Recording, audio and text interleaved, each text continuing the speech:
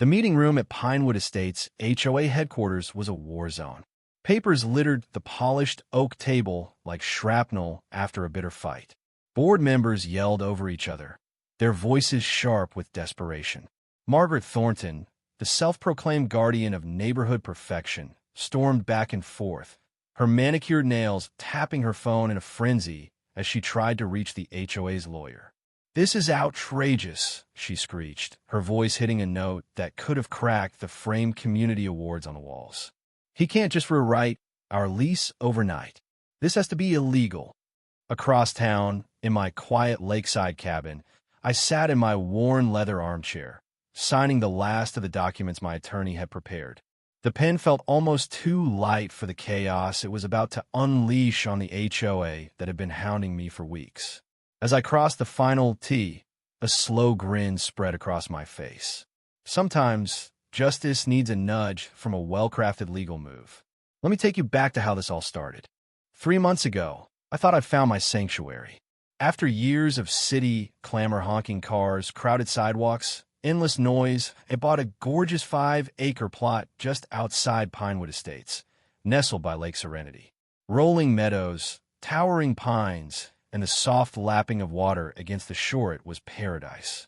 My plan was simple: build a small, off-grid cabin to escape the grind. Nothing fancy, just a sturdy little place with solar panels, a composting toilet, and a rainwater system. I'd done my homework, secured every permit from the county, and triple-checked the codes. For 6 blissful weeks, it was everything I'd dreamed of. Then Margaret Thornton blew into my life like a hurricane in high heels.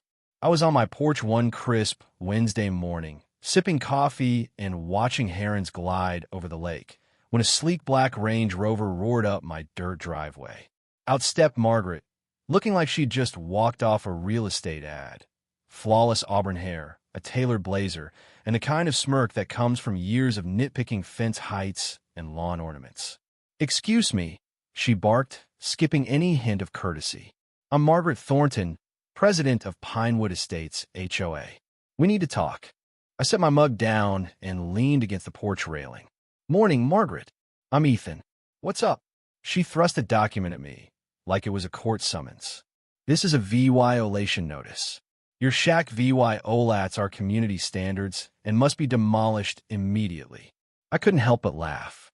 "Margaret, no offense, but I'm not in your HOA. My land's outside your jurisdiction." Her eyes narrowed to slits. "You're mistaken, Ethan. That eyesore of yours is viable from our homes. It's dragging down property values." I kept my tone even. "I get that you have standards, but my property's on county land. I've got permits. Your HOA has no say here." Her face flushed a dangerous shade of crimson. "Listen," she snapped, "you can't just throw up some backwoods cabin and expect us to put up with it. Tear it down in 72 hours, or we'll sue." I crossed my arms, studying her. As a property lawyer for over a decade, I'd seen plenty of Margaret's bullies who thought threats made them invincible. "Margaret," I said, smiling faintly, "I'd check your facts before you start tossing around lawsuits. But go ahead and try." She spun on her heel, stomped back to her SUV, and shouted, "72 hours, Ethan," before peeling out, kicking up dust. That night, I did what Margaret should have done before showing up. I dug into the property records. What I found was pure gold.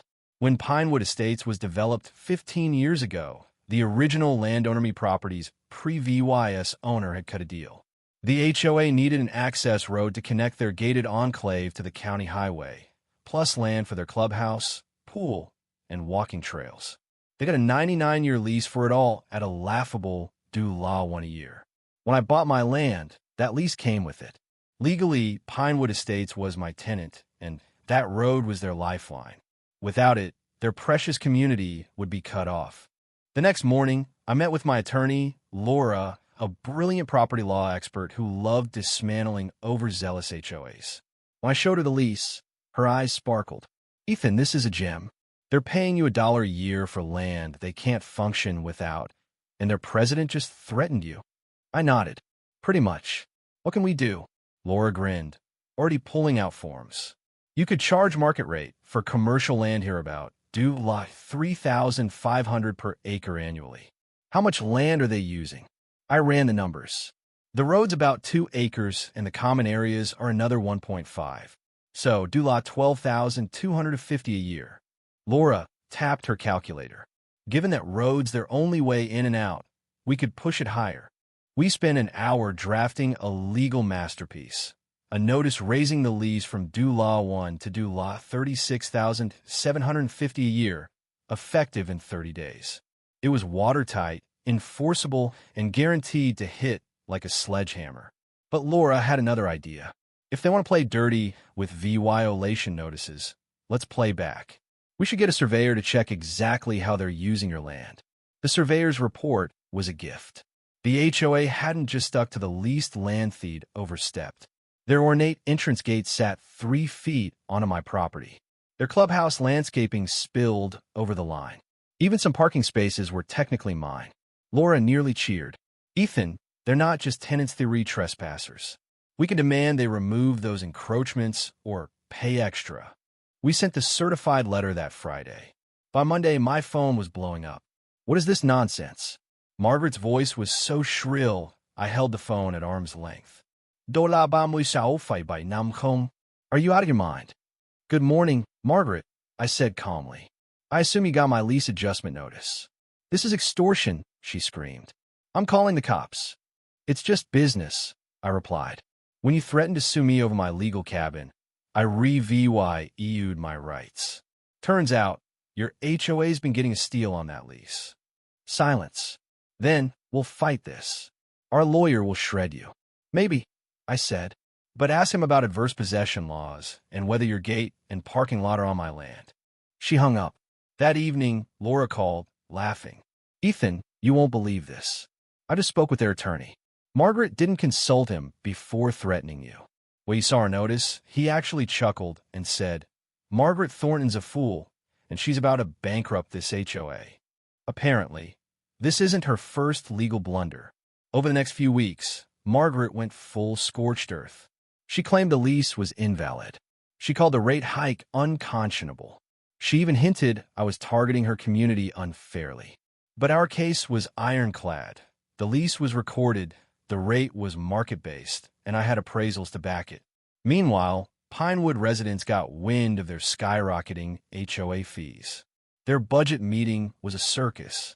We need an extra due lot of $900 per homeowner to cover the lease, the treasurer announced to a furious crowd. For what? Someone yelled. For the road Margaret forgot we don't own. A motion to oust Margaret as president failed by 3 votes, but her grip was slipping.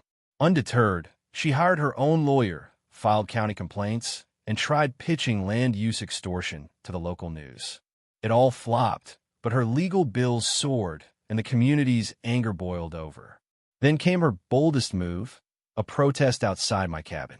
20 residents showed up with signs like Stop the Greed and Fair Rent Now. I watched from my porch, coffee in hand, feeling a pang for them. They weren't the issue Margaret was. After an hour, I walked down. Folks, I get why you're upset. But 3 weeks ago, your president demanded I tear down my legal cabin and threaten lawsuits. This rent hike is my response. Some shifted uncomfortably. Here's my offer, I said. If Margaret apologizes and respects my property rights, I'll lower the rent to something reasonable.